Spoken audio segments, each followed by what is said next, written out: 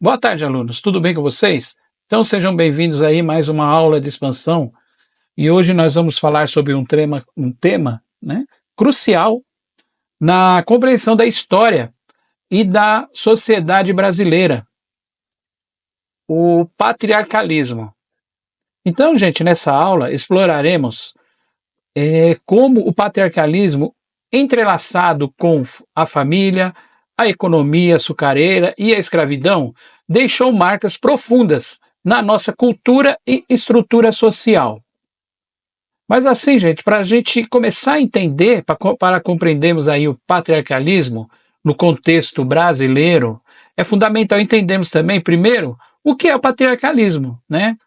As suas origens históricas, né? O patriarcalismo, então, é um sistema social, né, e familiar baseado na autoridade do patriarca, que é o chefe absoluto da família, detendo o poder sobre os membros do grupo familiar, incluindo esposas, filhos e servos.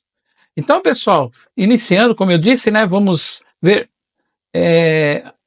o início, né, como surgiu esse tema, como que foi colocado esse tema do patriarcalismo e como ele surgiu no caso na humanidade, né, na sociedade.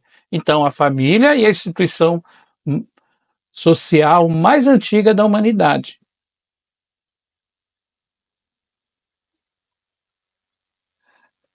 Então, a família patriarcal é o mais antigo modelo familiar.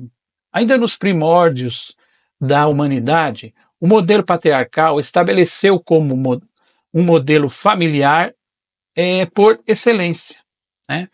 Então, chamamos patriarcal a família, chefiada por um homem, o patriarca, ou seja, o pai, que tem por responsabilidade adquirir alimentos e cuidar da segurança de seus filhos e de sua esposa.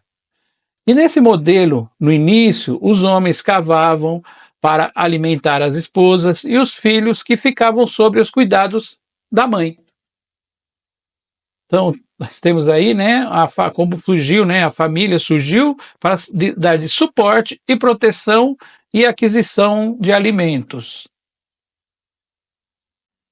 Com a sedentarização do ser humano, quando os humanos abandonaram o estilo de vida nômade e passaram a viver em locais fixos, e a agricultura passou a fazer parte do cotidiano humano, bem como a domesticação e criação de animais. O alimento não era mais coletado e caçado, e sim cultivado. Com isso, passou a ser a função do patriarca, além da segurança da família, a criação dos animais e os cuidados e o preparo da terra, da lavra, né, da lavoura, enquanto as mulheres plantavam, colhiam e preparavam os alimentos que cuidavam também dos filhos, né? E como ele passou também essa função do patriarca, fazer a segurança da família, né, criar os animais e cuidar da terra, preparar a terra, né, que é a parte mais pesada aí na agricultura, né, você preparar a terra, deixar a terra pronta para ser cultivada. E depois as mulheres plantavam e colhiam e preparavam os alimentos e cuidavam dos filhos, né? Então tinha uma divisão aí do trabalho dentro da família. Então o modelo patriarcal, tribal, também era cultivado pelos povos indígenas brasileiros, pois os núcleos familiares eram chefiados por homens e as tribos eram chefiadas pelos caciques. O modelo europeu de família patriarcal veio para o Brasil durante a colonização e com a vinda dos senhores de engenho, que mantiveram grandes fazendas de plantação de cana e produção de cana-de-açúcar. Então, esse modelo, né, como está dizendo aqui, veio de fora, né, veio da Europa, né, a cultura do modelo patriarcal veio já junto com os colonizadores aqui para o Brasil. Então, nesse período, dois novos elementos foram incluídos no modelo de família patriarcal: o agregado, parente ou amigo que vivia na casa do senhor de engenho, e o escravo africano, né, capturado à força e utilizado como mão de obra na casa do senhor ou no plantio de cana e na fabricação de açúcar. E o senhor de engenho era o chefe patriarca da família e mantinha todas as pessoas sob a sua responsabilidade. E a mudança após aí a Revolução Industrial, né, algumas mudanças começaram a abalar o modelo patriarcal de família. A principal mudança foi a inserção no mesmo que no início pequena e regulada, da mulher no mercado de trabalho. E com a possibilidade da mulher trabalhar fora de casa. Isso aconteceu fortemente nas classes mais baixas, pois a renda obtida pelo homem trabalhador industrial não era suficiente para sustentar a família. E o modelo patriarcal de família começou a se desfazer.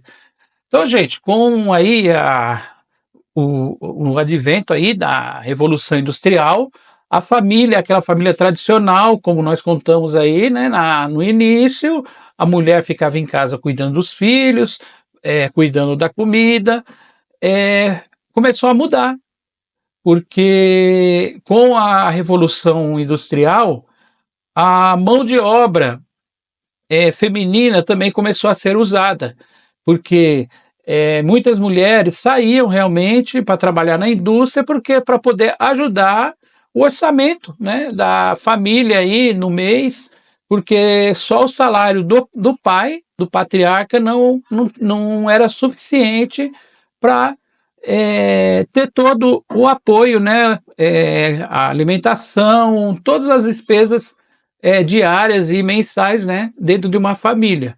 Então começou a ser mudado esse modelo. Anteriormente, só o pai que saía em busca de alimentos, em busca de trabalho. Agora, com a Revolução Industrial, já no século XIX, né, com a grande produção, as mulheres também começaram a adentrar no mercado de trabalho nas indústrias, né?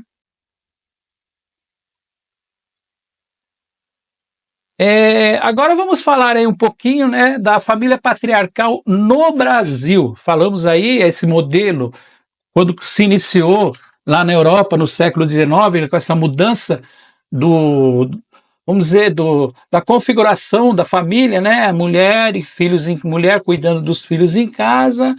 Agora começou a mudar, que a mulher também saiu para trabalhar fora, trabalhar nas indústrias para poder ajudar o orçamento familiar junto com o marido, né? Aqui no Brasil, a família patriarcal, tá? Então, o modelo da família patriarcal esteve na base de formação social no Brasil.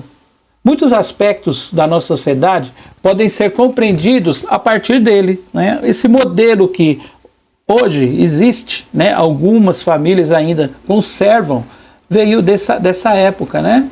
Na época aí da colonização brasileira, que esse modelo patriarcal é um modelo europeu, podemos dizer, né? Então aqui tem até uma figura, né? Uma figura de um patriarca, né? Com aquele modelo de família patriarcal que foi determinante aí na constituição da sociedade brasileira.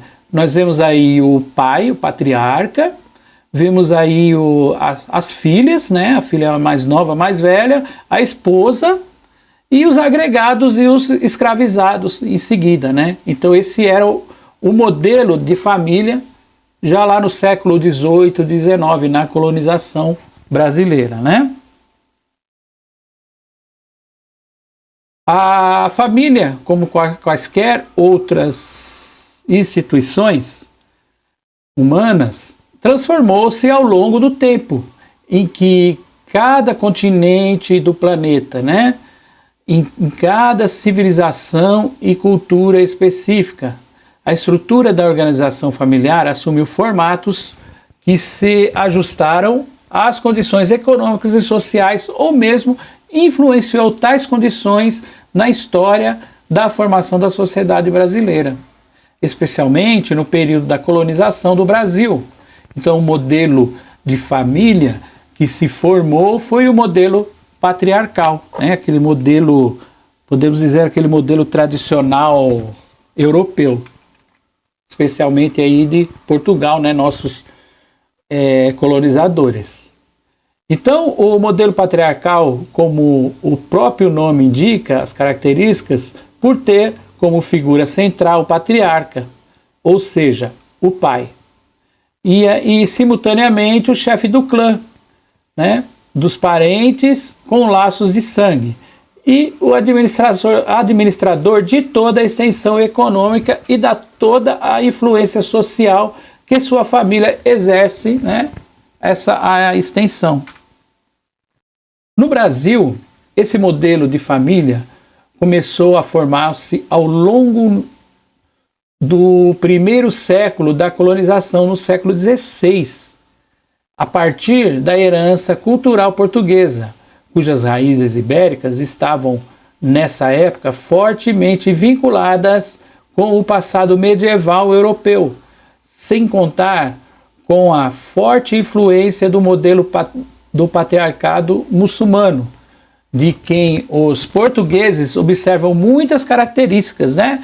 Então, gente, por que dizendo o modelo patriarcal muçulmano? Por muitos séculos, os muçulmanos, eles conviveram ali na Europa, na região ali da Espanha, Portugal. Então, muitos aspectos culturais desses povos influenciaram na cultura portuguesa também, né? Então, esse modelo patriarcal que o homem é o chefe, o homem é o mandatário de tudo, tem essas características aí do modelo patriarcal muçulmano, né? Dos árabes, no caso, né? Que ficaram aí por muito tempo nas terras aí da Espanha, né? E Portugal. E as diversas regiões brasileiras, inicialmente divididas em capitanias hereditárias, né? Lá no início da colonização, quando os portugueses resolveram realmente se fixar no território, eles criaram as capitanias hereditárias, né? Que eram controladas por poucas famílias que se apoderavam dos mecanismos de desenvolvimento econômico dessas regiões. Então, o exemplo mais migratório foi as fazendas de engenho de cana de açúcar, né, no Nordeste brasileiro, especialmente em Pernambuco, né? E esse modelo atravessou séculos até os dias de hoje. E pode-se perceber no Brasil traços desse tipo de dominação familiar regional. Então, mesmo lá no Nordeste ainda existe, né, famílias centenárias, centenárias não, né, famílias aí que vêm já lá na época da colonização brasileira, famílias tradicionais, né? Então, ela ainda tem conserva esse aspecto, né, do patriarcalismo aí, da época, né, da colonização. Então, o modelo patriarcal no Brasil gerou, assim, uma forma específica de organização social e teve grande implicação em a nossa organização política, que trata-se do patronato político. Você já deve ter ouvido, né, falar nas aulas aí da República Velha, que vocês tiveram lá no 9º ano, né? E essa velha prática do apadrinhamento e do clientelismo, porque partes dos chamados coronéis ligados políticos locais, pois bem, essas práticas que consistem em estender os domínios privados, certo? E o âmbito familiar para as esferas públicas, para os domínios das atividades políticas e tem as raízes no patriarcalismo. Os autores que melhor estudam esse fenômeno do contexto da história brasileira foram Gilberto Freire, Sérgio Buarque de Holanda e Raimundo Faoró, né? Então esses escritores, eles escrevem bastante a respeito do patriarcalismo, como funcionava, né, esse sistema de que o patriarca, né, era mandatário de tudo. Vamos fazer aí agora uma relação entre o patriarcalismo e a escravidão, né? E fazer esse link para a gente ver o que realmente se relaciona a esses dois temas, né?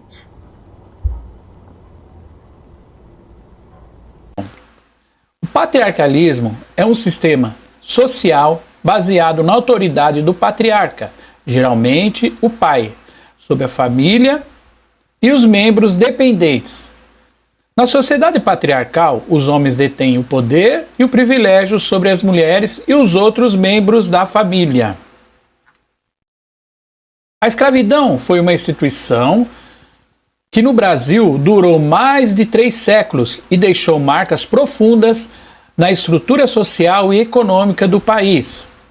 Durante o período escravocrata, os negros africanos foram trazidos à força para o Brasil, para trabalhar principalmente nas plantações e nas minas e nas casas dos senhores de escravos.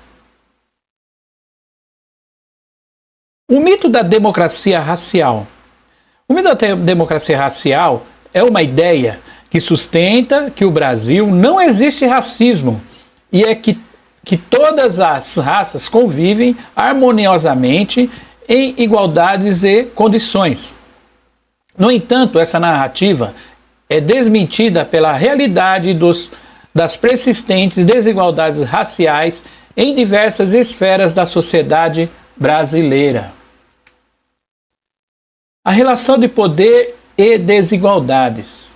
O patriarcalismo e a escravidão estabeleceram relações de poder, desigualdades onde certos grupos detinham o controle e os privilégios, enquanto outros eram subjugados e explorados. Essas relações de poder foram fundamentais para a estruturação da desigualdade social, econômica e política, que persistem até hoje. Nós vamos comentar um pouquinho a respeito agora de alguns tipos de racismo que existe, né? Dentro aí do contexto do racismo existe o quê? A injúria racial, né? É um tipo de racismo que é caracterizado por uma ofensa, insulto ou ataques diretos à dignidade de uma pessoa com base na sua raça ou etnia.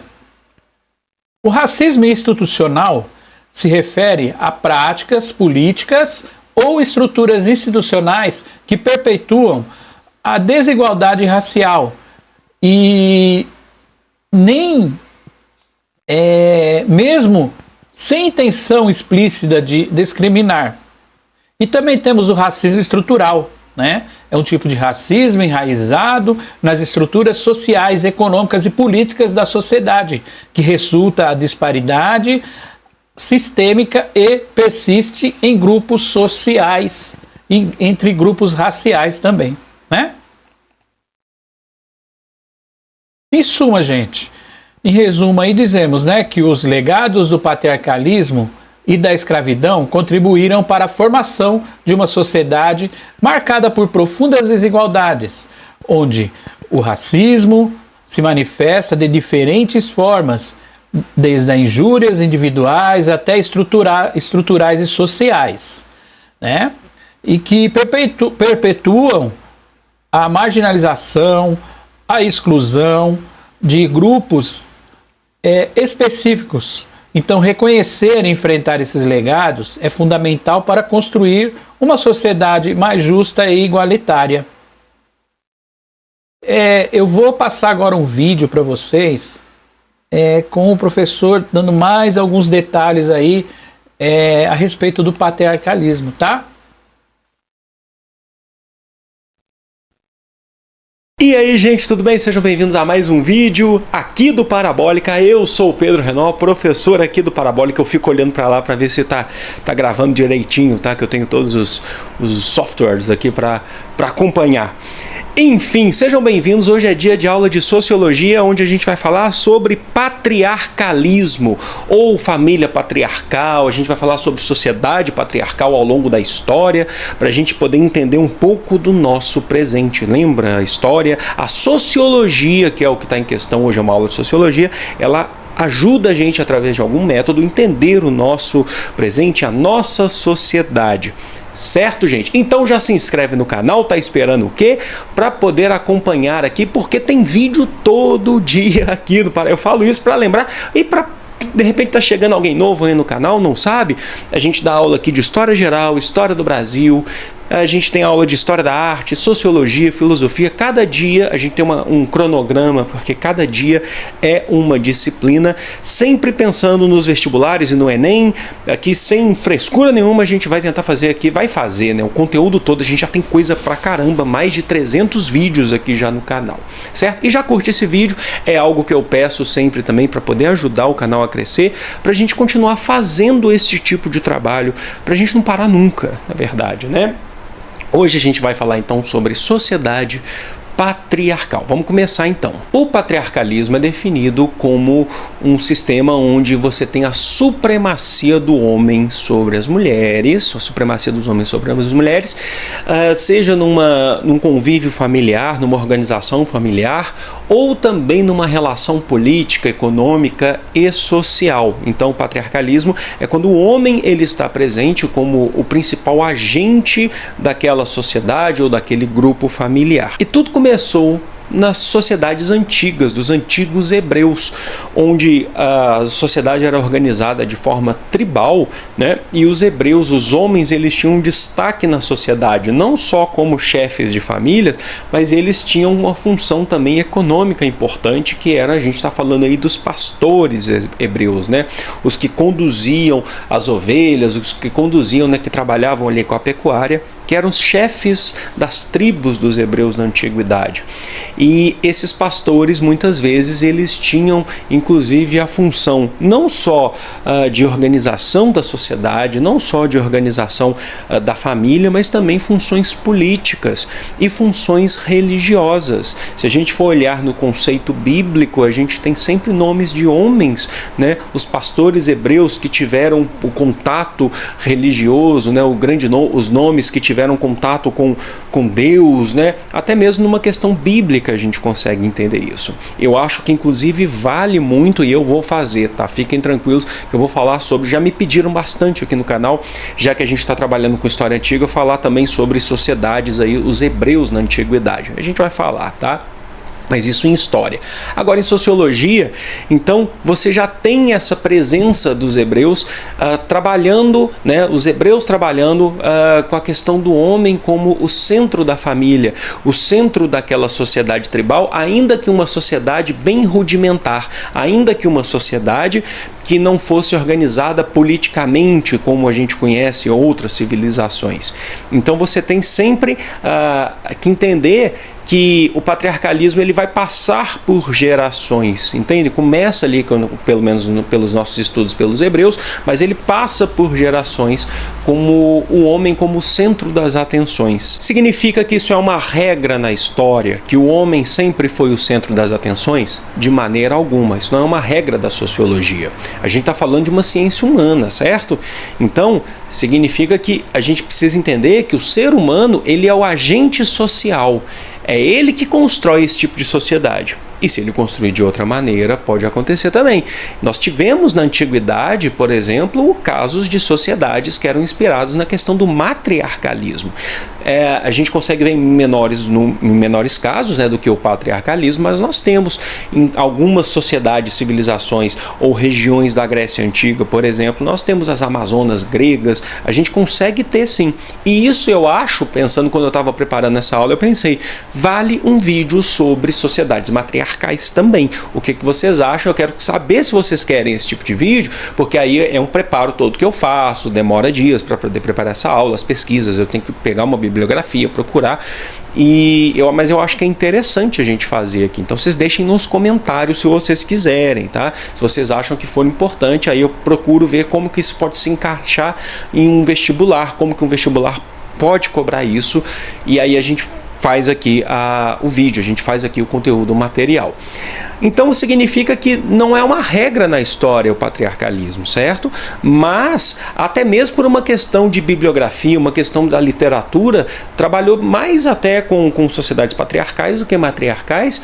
E também porque essas sociedades patriarcais, elas se tornaram a maioria na história, a maioria no mundo, e influencia até hoje, né? Que aí a gente pode até fazer as nossas análises críticas, que é infelizmente de fato, mas a gente está aqui para falar como que ela se desenvolveu. E o que define na questão das sociedades o motivo, né, a justificativa para o homem ser o agente dessa sociedade enquanto liderança. Então a gente tem uma crença na existência de laços sanguíneos que, através de um ancestral em comum, que pode ser caracterizado aí como um ancestral, no caso de ser mítico ou real, de fato. A gente pode usar exemplos, por exemplo, se a gente olha, por exemplo, dentro do islamismo, né, que a gente fala assim, da questão que eu já falei para vocês mais de 1000 vezes, a diferença entre sunitas e xiitas. Os xiitas acreditam na existência de um laço, né, das lideranças islâmicas com o patriarca, com,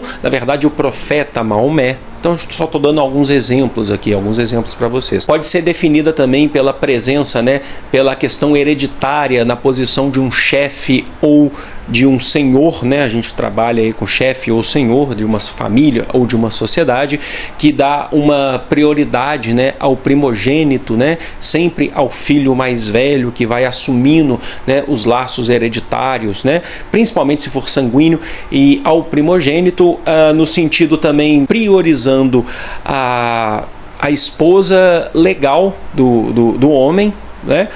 Ou então as esposas legais, pois existem sociedades que trabalham aí com a poligamia, né, que tem a poligamia, trabalham com a poligamia, é estranho falar, mas que utilizam, né, que tem como tradição a poligamia. Ou através de uma questão de uma sociedade tradicional, né?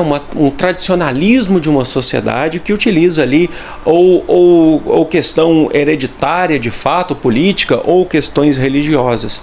Então, nas sociedades patriarcais, você tem vários pontos que tentam justificar o porquê, né, do homem ser o centro, o agente comum, como liderança dessa sociedade. E como eu falei para vocês, a gente começa a estudar isso através dos hebreus na antiguidade, através principalmente ali dos pastores, que desenvolviam a função não só como chefes de famílias, mas também como chefes religiosos, econômicos e políticos, mas isso passa para frente também. A gente vai chegar, por exemplo, na Grécia Antiga, e dependendo da cidade, como por exemplo Atenas, onde o líder, né, o que exerce a política, o que tinha direito de frequentar a ágora, era o homem, o eupátrida, ou na Roma Antiga também, o cidadão romano que fazia a política, que a gente vai chamar aí também de patrício, né? Então você tem essa sociedade patriarcal passando por várias civilizações e tempos históricos.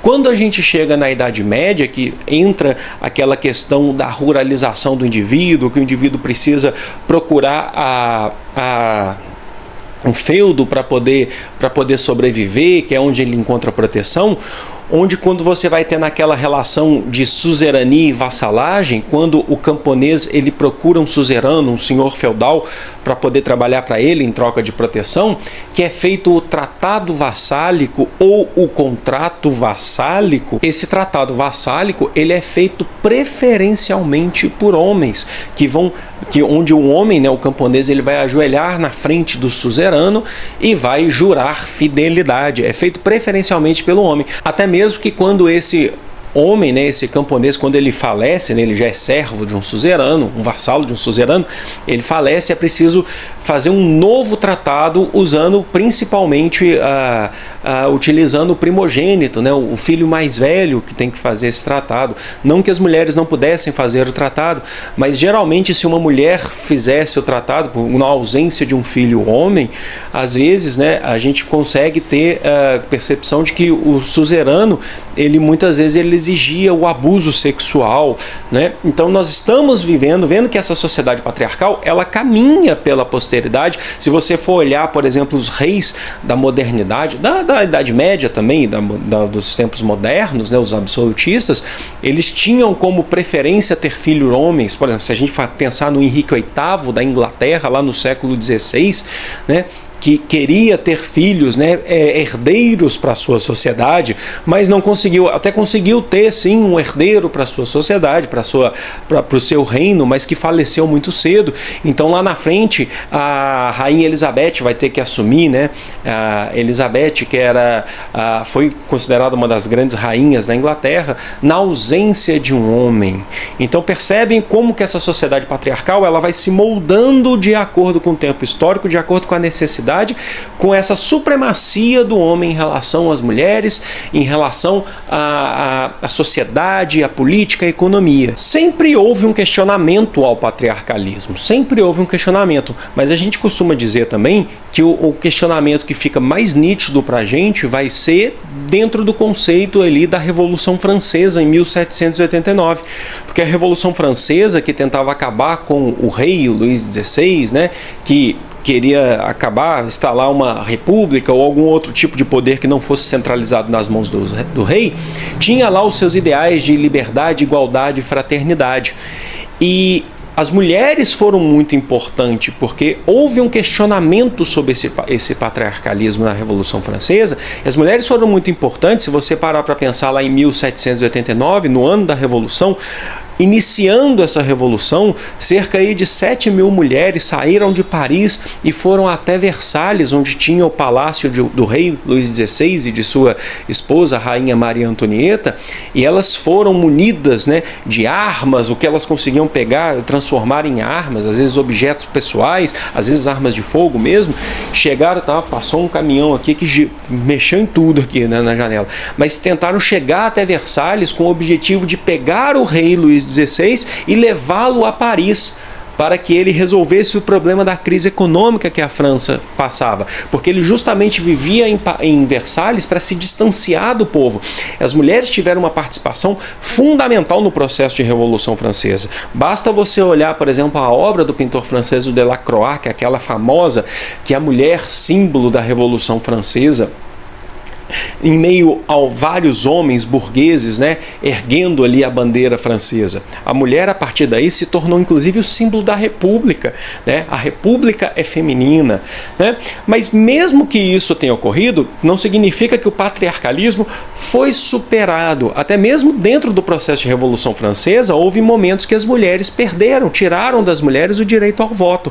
Quando os girondinos, por exemplo, estiveram no poder, as mulheres não tinham direito ao voto. Quando os jacobinos assumiram de forma mais radical, as mulheres passaram a ter um pouco mais de participação política, mas mesmo assim ainda muito restrito. Para entender isso, basta você olhar os nomes da Revolução Francesa, os nomes dos grandes líderes. Como a gente pensa, por exemplo, nos jacobinos, a gente vai pensar em Maximilien Robespierre, a gente vai pensar no jornalista, o que propaga os ideais da Revolução, que seria Marat, a gente vai pensar também em Danton. São nomes masculinos nesse processo de Revolução Francesa, né? As mulheres tiveram uma participação importante, mas ainda assim de forma restrita. O patriarcalismo ainda se fazia presente. mesmo que tentando se transformar. E no Brasil, especificamente falando sobre a América Portuguesa, esse patriarcalismo que foi herdado da Europa, da Idade Média, depois na Idade Moderna, ele chega ao Brasil pela colonização também. A gente ainda não está falando nesse caso das organizações indígenas, que também têm as suas formas também de organização, de diferenciação, mas no Brasil colonial e imperial são trazidos, claro, pelos portugueses. Basta você pensar que o homem dentro da sociedade colonial e sociedade patriarcal, o patriarcalismo, ele é caracterizado principalmente nesse caso, ele é inserido dentro de um contexto agrário, porque a economia colonial e a economia imperial do Brasil, ela era essencialmente agrária, exportadora, né? Através da monocultura. E as posses, as terras pertenciam ao homem.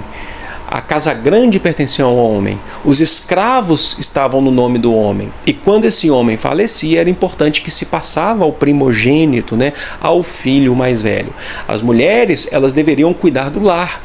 Em grande parte da história, elas não poderiam ser vistas sozinhas andando pelos vilarejos do Brasil colonial ou imperial. Isso era uma afronta à sociedade patriarcal, certo? As mulheres deveriam cuidar do lar e elas não tinham direito a posses, né? Elas não tinham direito a nada. Inclusive, dentro dessa sociedade patriarcal, se utilizava aquela ideia de que o homem ele acabava tendo outras relações sexuais, relações às vezes afetivas, mas sexuais também, com outras mulheres, e a sua companheira, ela nada poderia fazer. Esse homem, às vezes o dono, a gente está falando nesse caso de uma elite, né, colonial, imperial, tinha relações sexuais abusando de escravas. Imagina, ser uma mulher já era difícil, ser uma mulher escrava era mais difícil ainda, era mais complicado ainda, porque o Senhor abusava dessas mulheres, certo? E aí o que acontecia? A sua companheira nada podia fazer, a não ser, a gente sabe de casos que as mulheres, elas acabavam depois arrumando uma maneira de castigar as escravas, porque castigar o marido era uma afronta, não podia, ela tinha que aceitar. Se a gente parar para pensar no Brasil imperial, o próprio Dom Pedro I, que teve as suas amantes, teve a amante oficial, Marquesa de Santos, teve a amante extraoficial, Marquesa de Sorocaba, irmã da Marquesa de Santos, e teve sua esposa, Dona Leopoldina, lá no início, né? A austríaca Dona Leopoldina, que foi importante para o processo de independência, afinal de contas, foi ela que pegou a carta lá, anunciando que Portugal iria invadir o Brasil se não ocorresse a independência, e ela envia um mensageiro ao Dom Pedro. Tem sim a sua importância, é muito, muito interessante, muito importante mesmo, porém, as ações políticas são feitas pelo homem, são feitas pelo patriarca nesse sentido. E eu quero, sobretudo, nessa aula, que vocês entendam que isso é um processo bem lento. Esse processo de transformação depende muito da consciência de nós, seres humanos, do nosso entendimento sobre o contexto histórico e o contexto social atual. Porque mesmo que se passe o Brasil colônia, o Brasil império, quando a gente chega na República, ainda se mantém boa parte desse patriarcalismo, e até hoje, se você parar para pensar na sua vida, nas divisões de tarefas, por exemplo, dentro do lar, há contradições nessas divisões de tarefa. E eu falo aqui de peito aberto para vocês, que eu já falei na nossa última aula aqui, que uma condição importante para a gente transformar a nossa realidade é conhecê-la. A gente precisa conhecer a nossa realidade. A gente precisa entender que há contradições na nossa realidade. E muitas vezes a gente não consegue transformar de maneira tão rápida porque as estruturas sociais se mantêm de forma bem enraizada e bem tradicional. Por mais que tenham se mudado muito, a gente ainda mantém muitas questões, a gente ainda mantém muitas coisas. Então é importante que a gente sempre faça um exercício de pensar na nossa sociedade, pensar na nossa história para poder transformar. Talvez a gente não consiga transformar do dia para a noite, a gente não consiga transformar agora, mas é importante que a gente siga tentando essa transformação. Então vocês percebem que o patriarcalismo, ele vem da antiguidade. realidade. E ele vai se adequando de acordo com cada sociedade, mas a sua substância se mantém. Quem vai falar isso muito é aqui, ó, que é uma das bibliografias que eu estou utilizando, que é o Florestan Fernandes. O patriarcalismo, ele vai se transformando de acordo com cada sociedade, se adequando nas funções econômicas, mas a sua substância se mantém. Qual que é a sua substância? O homem enquanto líder militar, enquanto líder religioso, enquanto líder de uma maneira geral, enquanto líder familiar. Certo, gente? Então vamos compreender essa sociedade. E é importante que a gente faça um estudo sobre ela. É importante que a gente tenha um método para estudar sobre essa sociedade, para entender como que ela funciona, para poder transformar. Certo? Eu espero que vocês tenham entendido. Eu quero que vocês deixem nos comentários se vocês querem que eu faça mesmo, de fato, se há uma demanda sobre sociedades, organizações de sociedade matriarcal, né, para a gente ver. A gente pode pegar vários exemplos de sociedades. Eu vou ter que estudar bastante para isso, mas acho que vai ser bem interessante. E aí, então, nem sei se sairia na próxima aula, né, porque é um processo lento de estudo, né, eu tenho que estudar muita coisa, tenho que preparar muitas aulas, certo? Eu vou ficando por aqui. Foi um enorme prazer estar aqui com vocês. Amo vocês. Curte esse vídeo, vai ajudar demais o canal a crescer. Grande beijo, gente. Fui!